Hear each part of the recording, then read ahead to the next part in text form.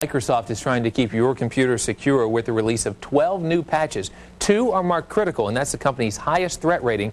Data Doctor's Ken Colburn joins us now live in studio this morning to help keep your records protected. Ken, as always, we appreciate your time. My pleasure. So help me here.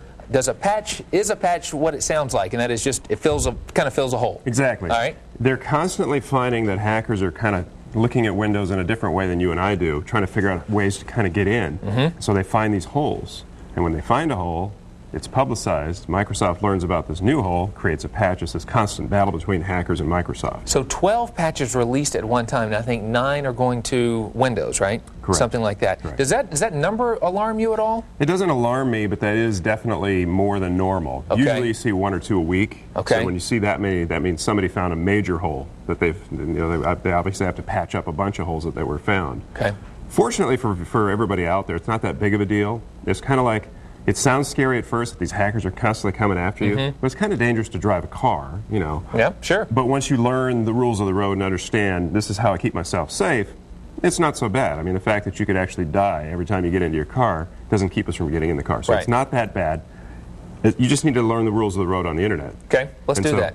Let's patch in your computer, so to speak. You just open up your browser to wherever your start page is and click on the Tools menu here at the top. And you'll see one that says Windows Update. Got it. You click on that, it'll take you to Microsoft's website, and it automatically checks your machine real time to see what is it you're missing. In other words, Microsoft knows what Windows should look like. Okay. And it says, well, let's take a look at what's on your machine, what's maybe missing.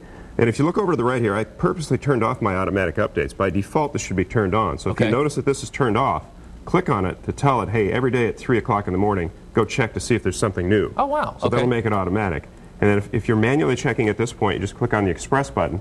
It's actually checking this computer to see, am I missing any critical updates? Okay. And was this for free?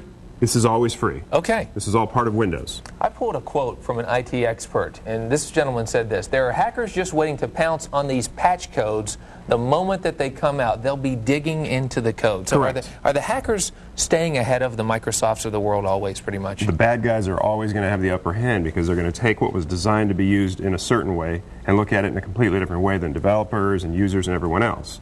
So it's just like with a house and a car. They're constantly looking at ways to try to break in or steal cars or those kinds of things. As soon as they learn something new, the manufacturers all have to figure out how to fight that, and it's no different in software. Really? It's just harder to understand because most people don't understand lines of code and all the crazy parts of software, but it's pretty common. Is it hard to break? I mean, do these guys, is that easy stuff for them, or do they have to see these patches and go, all right, this is going to take me a little bit to kind of get through? You're talking about tens of millions of lines of code. All you have to do is be able to infiltrate one of those lines, of the 10 million lines, and say, let's change this a little bit to see what this does.